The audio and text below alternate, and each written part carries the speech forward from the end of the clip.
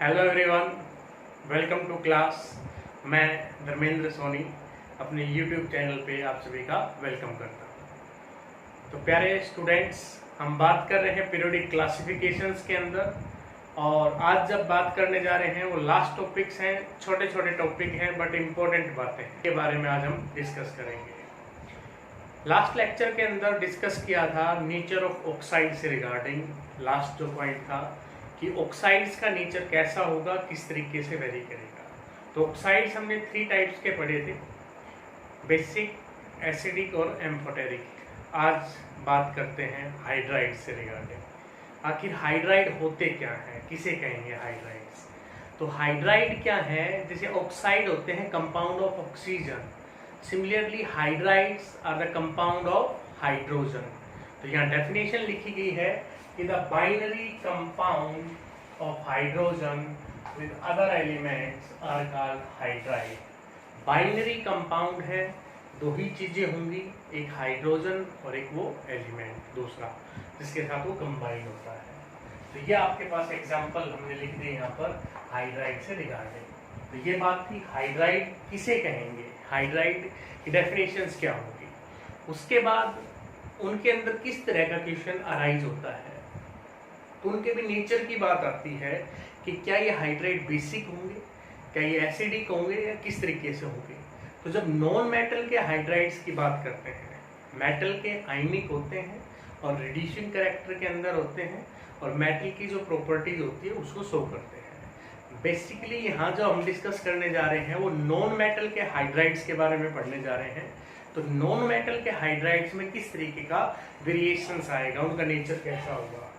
तो nature of hydrides in a period, कि उसका पीरियड के अंदर कैसे वेरिएशन होगा।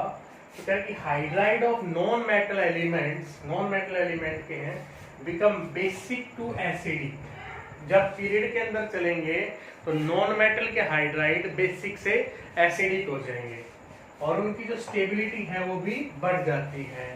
स्टेबिलिटी क्यों बढ़ेगी और एसिडिक कैरेक्टर क्यों बढ़ रहा है। एसिडिक कैरेक्टर इसलिए बढ़ रहा है, इलेक्ट्रॉन एक्टिविटी बढ़ रही है, और जो बॉन्ड है वो पोलर हो जाएगा, ज्यादा हाइड्रोजन आयन आसानी से रिलीज हो जाएंगे। और स्टेबिलिटी क्यों बढ़ गई कि लेफ्ट से राइट साइज डिक्रीज होता है, साइज डिक्रीज हो गया, बॉन्ड स्टेबल हो जाएगा, ये इसका रीजन रहेगा। जैसे सेकंड और थर्ड पीरियड के हाइड्राइड यहाँ पर दिखाए गए हैं जो नॉन मेटल्स एटम के हैं, इस बात का ध्यान रखना है। NH3 अमोनिया है, H2O water, HF hydrogen fluoride. तो NH3 यहाँ पर वीक बेस है, H2O न्यूट्रल है, HF क्या हो गया, एसिडिक हो गया। आगे बात करूं PH3 थर्ड पीरियड के अंदर, और यहाँ आ जाएगा हाइड्रोजन सल्फाइड, और यहाँ आ जाएगा HCl। तो PH3 weak base, H2S weak acidic, और HCl स्ट्रॉन्ग एसिड। तो एसिडिक कैरेक्टर क्या होता जा रहा है, बढ़ता जा रहा है लेफ्ट से राइट, और स्टेबिलिटी वो भी बढ़ती जा रही है। ग्रुप में कैसे वेरी करेगी वो और देखते हैं। ग्रुप में जो हाइड्राइड्स हैं उनका नेचर किस तरीके से वेरी करता है। पीरियड में तो हमने पढ़ा कि लेफ्ट से राइट जब चलते हैं तो बेसिक से एसिडिक होने लगता है, इलेक्ट्रॉन एक्टिविटी बढ़ती है। तो यहाँ बात आप समझ रहे होंगे कि इलेक्ट्रॉन एक्टिविटी वहां पर बढ़ रही थी, आपके पास एसिडिक कैरेक्टर बढ़ रहा था उससे रिगार्डिंग, क्योंकि एक तो डिफरेंस हो जाता था बॉन्ड के अंदर। अब क्या है कि सेम ग्रुप के अंदर है, सेम ग्रुप के अंदर कि डाउन द ग्रुप किस तरीके से वो चीज वेरी करेगी। तो डाउन द ग्रुप की बात करूं, टॉप से बॉटम की बात करूं, तो एसिडिक नेचर और रेडिएशन कैरेक्टर दोनों चीज हाइड्राइड के अंदर बढ़ती हैं, इस बात का ध्यान रखना है। रेडिएशन कैरेक्टर भी बढ़ेगा और एसिडिक कैरेक्टर भी बढ़ेगा। ये ग्रुप 15 की फैमिली है, उसके हाइड्राइड है, ग्रुप 16 के हाइड्राइड है, ये ग्रुप 17 के हाइड्राइड है। क्यों बढ़ जाएगा सर, इसलिए बढ़ जाएगा कि एटॉमिक साइज बढ़ता है सेंट्रल एलिमेंट का। सेंट्रल एलिमेंट का साइज बढ़ेगा तो बॉन्ड लेंथ बढ़ती है, और ये जो बॉन्ड है एलिमेंट और हाइड्रोजन के बीच का, कि किसी भी ग्रुप के अंदर हो, वो वीक हो जाता है, वो आसानी से डिसोसिएट हो सकता है। अगर एक्वस सॉल्यूशन में लेंगे तो हाइड्रोजन आयन देगा, अगर एक्वस में नहीं ले रहे तो हाइड्रोजन एटम को रिलीज करेगा। तो खुद तो हाइड्रोजन एटम को रिलीज करेगा, दूसरे में ऐड होगा जाके, इसलिए दूसरे की क्या हो जाएगी, रिडक्शन हो जाएगी, और एक किसका काम करेंगे, रिड्यूसिंग एजेंट का काम करेंगे। तो आपसे पूछ ले, जैसे मैंने यहाँ क्वेश्चन लिखा, which of the following is most acidic, कि ऑप्शन दे दिए चार कि इनमें से एसिडिक कौन सा होगा। तो हाइड्राइड्स हैं, ग्रुप 16 के हैं, हमने पढ़ रखा है down the group acidic character बढ़ेगा, तो किसमें ज्यादा होगा, हाइड्रोजन टेराइड के अंदर, H2TE के अंदर। इसी में अगर ऐसे पूछ लेते which of the following is most reducing character, कि किसमें रिड्यूसिंग कैरेक्टर ज्यादा होगा, रिड्यूसिंग कैरेक्टर भी डाउन द ग्रुप बढ़ता है तो किसमें ज्यादा होगा, H2TE के अंदर। और क्वेश्चन ले लेते हैं इसके ऊपर, जैसे मैंने ये ले लिया,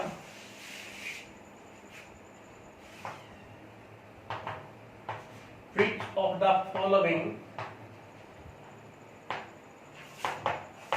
is most basic,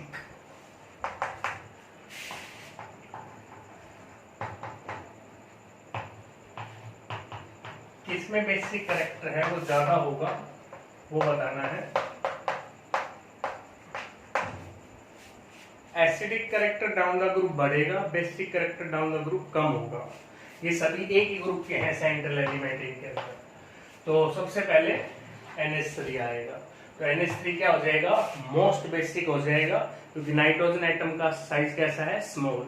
किस तरह के बेस की बात कर रहे हो सर, हमने तो 10th क्लास में सिर्फ वो पढ़ा था कि जो हाइड्रोक्सिल आयन को रिलीज करता है। तो ये जो बेसिक कैरेक्टर की बात हो रही है, ये लेविस बेस की बात हो रही है। और लेविस बेस क्या होते हैं, जो इलेक्ट्रॉन रिच होते हैं, जहां इलेक्ट्रॉन डेंसिटी हाई होती है।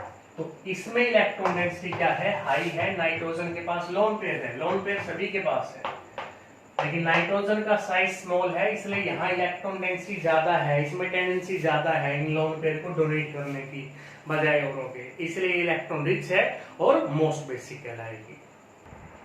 नेक्स्ट प्रॉपर्टीज है डायगोनल रिलेशनशिप। डायगोनल रिलेशनशिप्स क्या है, क्योंकि जो एलिमेंट एक स्पेशल तरह की कैरेक्टरिस्टिक्स है जो प्रेजेंट है सेकेंड पीरियड के एलिमेंट में और थर्ड पीरियड के एलिमेंट में, बाकी में कहीं नहीं है पीरियोडिक टेबल के अंदर, कि जो सेकेंड पीरियड के एलिमेंट है उनकी प्रॉपर्टीज रिजेंबल करती है, सिमिलर होती है with third period element which are present diagonally.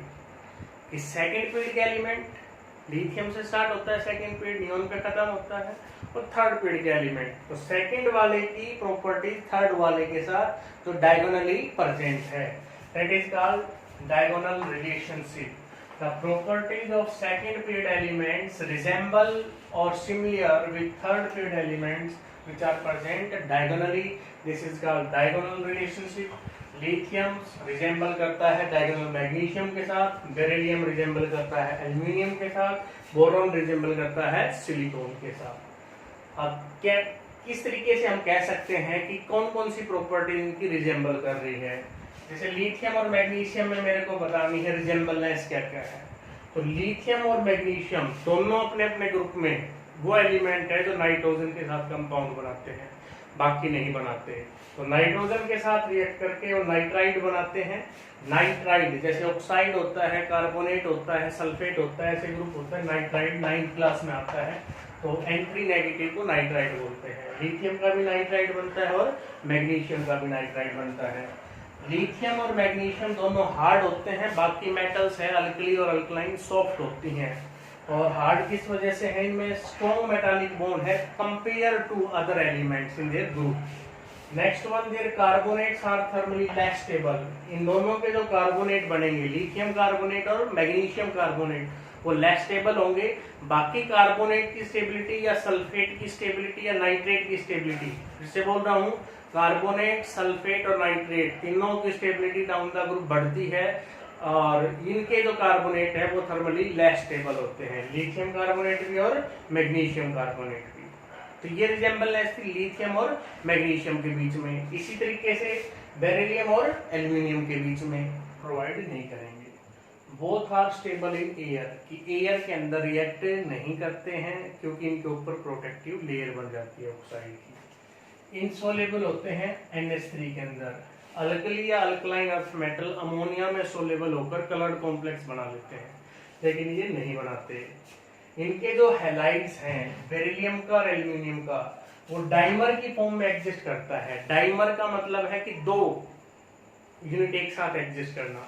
जैसे BeCl2 है या AlCl3 है, वो दोनों एक साथ एग्जिस्ट करते हैं। एक साथ का मतलब क्या हो गया, जैसे AlCl3 की 2 यूनिट कैसे एग्जिस्ट करेंगी सर, तो ऐसे एग्जिस्ट करेंगे कि 2 यूनिट का एक साथ एग्जिस्ट करना। इनके अंदर ब्रिज हैलोजन एटम होता है। ब्रिज हैलोजन का मतलब है जो दोनों को जोड़ रहा है। तो ये कैरेक्टरिस्टिक्स थी, सिमिलरिटीज थी बेरिलियम और एल्यूमिनियम के बीच में डायगोनल रिलेशनशिप्स के अंदर। अब नेक्स्ट कैरेक्टरिस्टिक्स की जब मैं बात करता हूं, वो है मेटालिक और नॉन मेटालिक कैरेक्टर की बात। मेटालिक कैरेक्टर और नॉन मेटालिक कैरेक्टर किस तरीके से वेरी करेगा। तो मेटालिक कैरेक्टर क्या है कि मेटालिक कैरेक्टर इलेक्ट्रोपॉजिटिव कैरेक्टर को बोलते हैं। Tendency to lose the electron, कि कितनी आसानी से इलेक्ट्रॉन को लूज कर सकता है। और इलेक्ट्रॉन का लूज होना डिपेंड करता है आयनाइजेशन एंथैल्पी पर। तो लेफ्ट से राइट चलते हैं तो आयनाइजेशन एंथैल्पी बढ़ती है, मतलब इलेक्ट्रॉन आसानी से लूज नहीं होगा तो मेटालिक कैरेक्टर कम होगा लेफ्ट से राइट पीरियड के अंदर। टॉप से बॉटम आयनाइजेशन एंथैल्पी कम होगी तो मेटालिक कैरेक्टर बढ़ जाएगा, इंक्रीज हो जाएगा। ये बात यहाँ मेंशन की गई है। यहाँ बात पीरियड की लिखी गई है, tendency to lose the electron on moving left to right in a period, metallic character decrease. अब तीनों एग्जांपल में से सोडियम ज्यादा इलेक्ट्रोपॉजिटिव है, मोर मेटालिक है मैग्नीशियम से, मैग्नीशियम ज्यादा है एल्यूमिनियम से। क्यों है, क्योंकि आयनाइजेशन एंथैल्पी इंक्रीज हो रही है, बढ़ रही है लेफ्ट से राइट की तरफ। सिमिलरली ग्रुप में आपने लिखना है, आप लोगों ने लिखना है इन ग्रुप में किस तरीके से वेरी करेगी। टॉप से बॉटम मेटालिक कैरेक्टर बढ़ेगा बिकॉज आयनाइजेशन एंथैल्पी डिक्रीज। उसका एग्जांपल आप दे सकते हो। एग्जांपल आपने कोई भी ले लिया, जैसे ग्रुप फर्स्ट में ले लूं sodium, potassium, rubidium, caesium, francium या फ्रेंशियम रेडियो एक्टिव ना भी लूं, इनमें से कौन सा मोर इलेक्ट्रोपॉजिटिव है। मेटालिक कैरेक्टर किस में ज्यादा होगा, तो किस में ज्यादा हो जाएगा, सीजियम के अंदर ज्यादा हो जाएगा। Non metallic character reversely very करेगा मेटालिक कैरेक्टर के रिस्पेक्ट में। नॉन मेटालिक कैरेक्टर लेफ्ट से राइट बढ़ता है, टॉप टू बॉटम डिक्रीज होगा। क्योंकि लेफ्ट से राइट अफेक्टिव न्यूक्लियर चार्ज बढ़ता है तो tendency to accept the electron वो है बढ़ जाती है। तो tendency to accept the electron non metallic character है। पीरियड के अंदर ये बढ़ेगा क्योंकि अफेक्टिव न्यूक्लियर चार्ज बढ़ जाता है। एग्जाम्पल दे दें आपको, इन चारों में से किस में ज्यादा होगा, तो लेफ्ट से राइट फ्लोरीन में ज्यादा हो जाएगा इन चारों में से। ग्रुप के अंदर बात करूं तो डिक्रीज हो जाएगा क्योंकि एटॉमिक साइज बढ़ जाता है और जेड अफेक्टिव है, अफेक्टिव न्यूक्लियर चार्ज कम हो जाएगा। एग्जाम्पल ले लूं down the group, halogen family से फ्लोरीन, क्लोरीन, ब्रोमीन, आयोडीन। तो आयोडीन के अंदर मेटालिक लस्टर होती है, वॉयलेट कलर का होता है, पर्पल कलर का होता है, वॉयलेट कलर जिसको बोलते हैं। मेटालिक चमक होती है, लस्टर होती है उसके अंदर। तो ये इसी की वजह से है कि metallic character down the group बढ़ रहा है। आज का लास्ट टॉपिक है इस चैप्टर का रिएक्टिविटी से regarding reactivity of metal and non metal, कि which one is more reactive and how their reactivity is vary. तो मेटल और नॉन मेटल्स की जो रिएक्टिविटी है both are vary in inverse manners, एक दूसरे से रिवर्स मैनर के अंदर, इनवर्स मैनर के अंदर वेरी करती है। मींस अगर मेटल की रिएक्टिविटी बढ़ेगी पीरियड में तो उसकी घटेगी। तो आपको एक की ध्यान रखनी है, तो मेटल के अपने दिमाग में सेट कर ले या नॉन मेटल की। तो मेटल की रिएक्टिविटी किस फैक्टर पे डिपेंड करती है, नॉन मेटल की किस फैक्टर पे डिपेंड करती है। मेटल की रिएक्टिविटी डिपेंड करती है आयनाइजेशन एंथैल्पी पर। जितनी आयनाइजेशन एंथैल्पी कम उतनी ही मेटल की रिएक्टिविटी ज्यादा, उतनी उसमें टेंडेंसी ज्यादा इलेक्ट्रॉन को छोड़ने की है। तो मेटल की रिएक्टिविटी आयनाइजेशन एंथैल्पी पर, आयनाइजेशन एंथैल्पी कम तो मेटल की रिएक्टिविटी ज्यादा, इनवर्सली प्रोपोर्शनल है आयनाइजेशन एंथैल्पी की। तो आयनाइजेशन एंथैल्पी लेफ्ट से राइट चलते थे, पीरियड के अंदर चलते थे, बढ़ती थी, तो मेटल की रिएक्टिविटी घटेगी पीरियड के अंदर। तो पीरियड में मेटल की रिएक्टिविटी घटती है और टॉप से बॉटम मेटल की रिएक्टिविटी बढ़ेगी। आपको एक ध्यान रखना है, मेटल या नॉन मेटल दिमाग में एक है, दूसरा उससे उल्टा करना है। नॉन मेटल में किस फैक्टर पे डिपेंड करती है, नॉन मेटल में डिपेंड करेगी इलेक्ट्रॉन गेन एंथैल्पी पर और इलेक्ट्रोनेगेटिविटी के ऊपर। जितनी ज्यादा इलेक्ट्रॉन एक्टिविटी और इलेक्ट्रॉन गेन एंथैल्पी होगी उतनी ही नॉन मेटल की रिएक्टिविटी बढ़ेगी। तो लेफ्ट से राइट नॉन मेटल की रिएक्टिविटी बढ़ती है और टॉप से बॉटम कम होगी क्योंकि इलेक्ट्रॉन एक्टिविटी और इलेक्ट्रॉन गेन एंथैल्पी कम होती है। It is clear? गुड।